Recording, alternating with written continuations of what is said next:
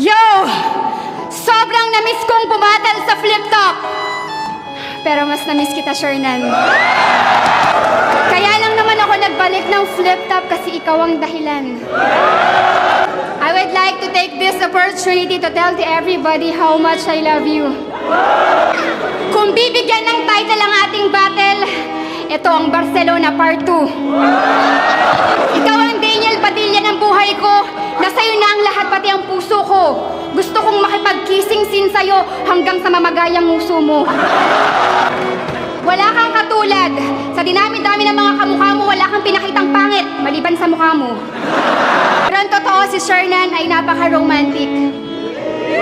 Mabuting tao at hindi siya plastic. Wala po siyang bisyo. Mukha lang adik.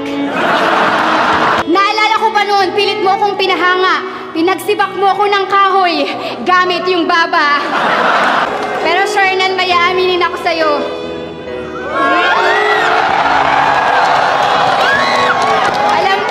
Alam kong mahal mo ko, pero hindi ako yung forever.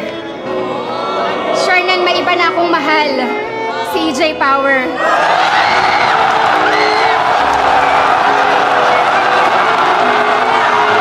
At nakasarili ka pa. Gusto mo ikaw laging nasusunod, di ba?